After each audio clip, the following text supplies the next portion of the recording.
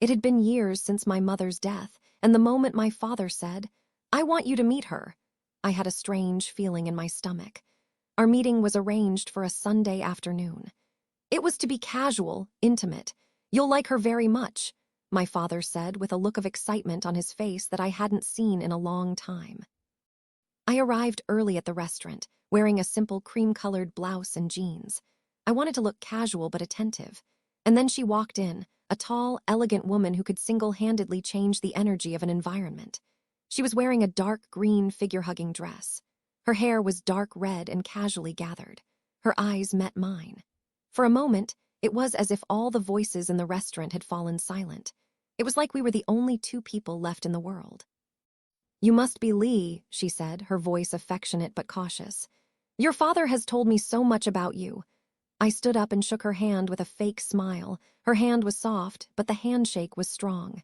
For no reason, I felt my cheeks getting warmer. "Nice to meet you, Claire," I said. We sat at the table. My father did most of the talking. He was cheerful and relaxed. Claire occasionally asked me about my work, my hobbies, my dreams, but every look and every smile was so intense, as if she was more conscious than a stepmother-to-be should be. At the end of the meal, we went to a quieter corner of the restaurant for coffee. Dad said he had a phone call and got up from the table. Claire and I were left alone. She looked away from me for the first few minutes. "I know this is weird for you," she finally said. I swallowed and said, "A little," and her eyes met mine again. There was no sense of discomfort in that look. There was something else. "Everything will settle in time," she said, her voice almost a whisper, "for both of us." I just nodded because I didn't know what words would come out of my mouth if I spoke at that moment. When my father came back, Claire had put her professional mask back on, sweet and kind, and just the way she should be.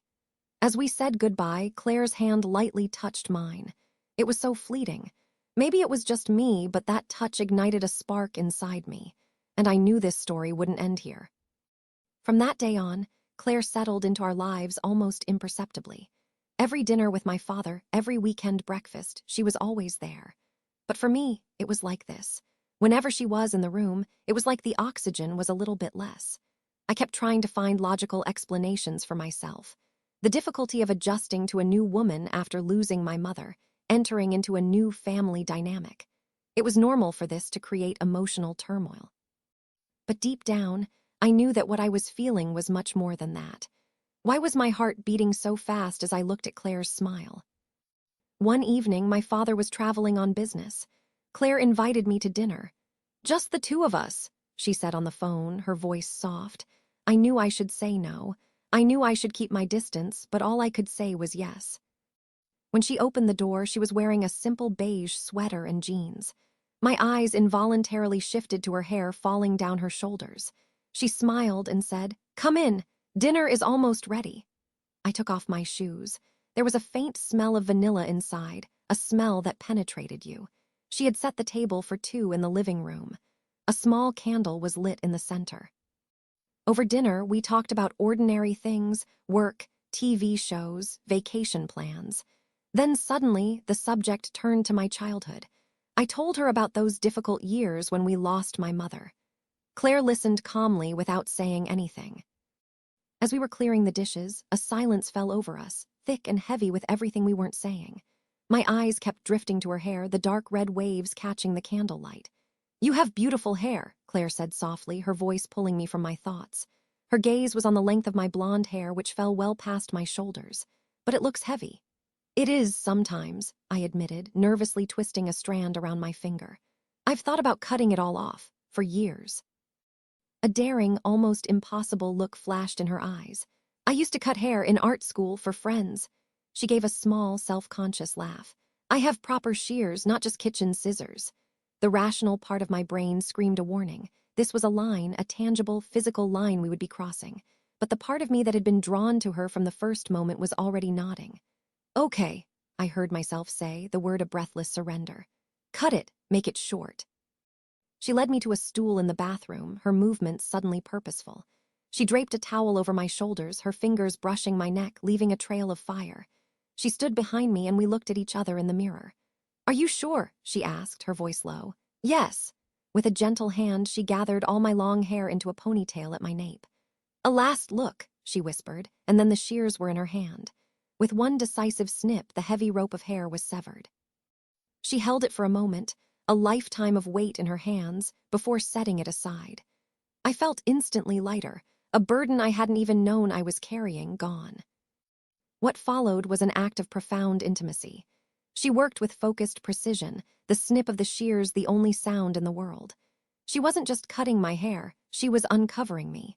With each lock that fell to the floor, she revealed more of my neck, my jawline, the shape of my skull I had forgotten. Her fingers constantly cradled my head, tilting it, her touch firm and gentle, mapping new territory. She would occasionally lean in, her breath warm on my ear, her body pressing against my back as she checked the line of the cut. The air was thick with the scent of her perfume and the electricity of her touch. I closed my eyes, lost in the sensation of being so completely in her hands, being remade by her. When she was finally done, she put down the shears and ran her hands through my new, short crop, fluffing it, her fingertips massaging my scalp. The sensation was so intensely erotic I shuddered. "Your turn," I whispered when I could finally speak, my courage surprising me. I turned on the stool to face her. "It's only fair."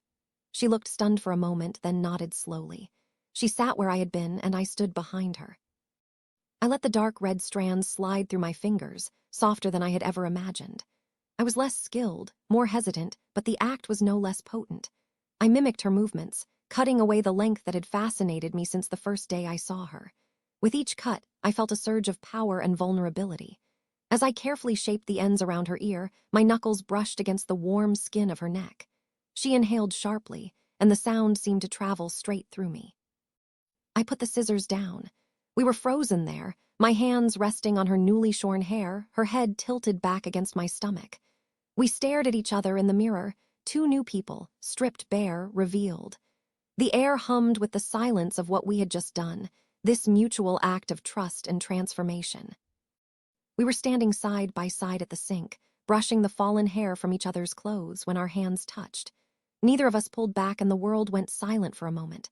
I looked up and she was looking at me. In those brown eyes, everything I had tried to deny was clear. "Lee," she whispered. "We didn't do anything," I said in a low voice, a feeble protest against the enormity of what had just passed between us. We just stood there without taking our hands away.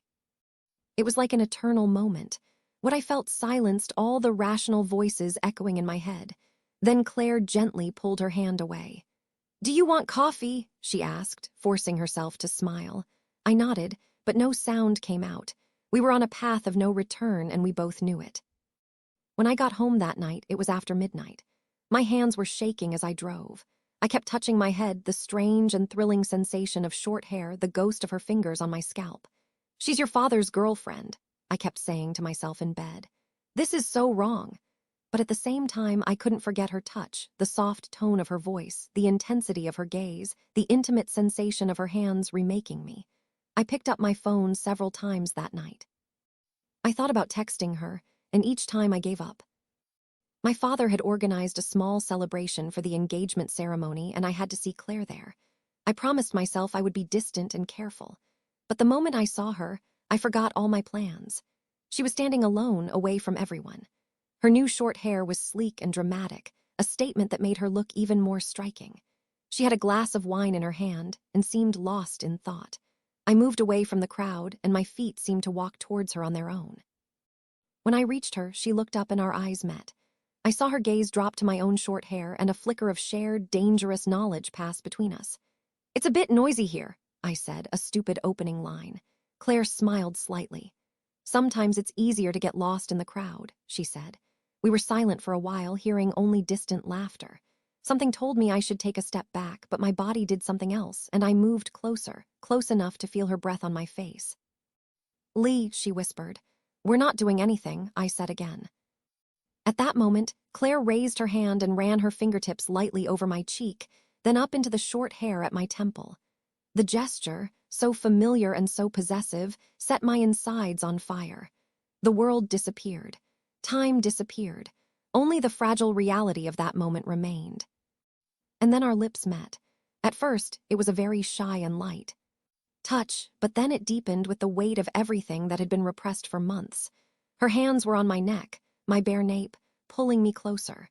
Mine were on her waist, then sliding up to feel the soft bristles of her hair. We felt at the same time the forbiddenness and inevitability of everything we had experienced. After kissing, we pulled back as if we had both forgotten how to breathe at the same time. Claire's eyes held both relief and deep guilt. I, on the other hand, felt as if a void I hadn't been able to make sense of for years had suddenly been filled.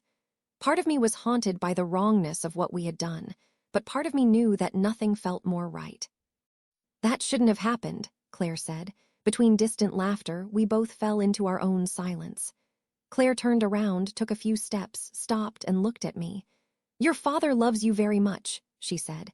"And so do I." Her eyes welled up, but not a tear fell. She was trying to look as strong as always. When the celebration ended that night, we didn't say goodbye to each other. We simply walked away as if nothing had happened. But a secret had formed between us. A secret hidden from the eyes, hidden from words, but a secret whose presence was felt with every breath, every glance at our reflections. On the way home, I opened the car window wide. As the cold air cut my face and whispered over my shorn scalp, I felt that my heart was still there with her in that garden. I closed my eyes. The taste of her lips, the warmth of her hands in my hair, the fragility of her voice, the scent of vanilla and fallen hair. It was all spinning in my mind. I knew something had begun, but I didn't know when, how, or in what way it would end. All I knew was that nothing would ever be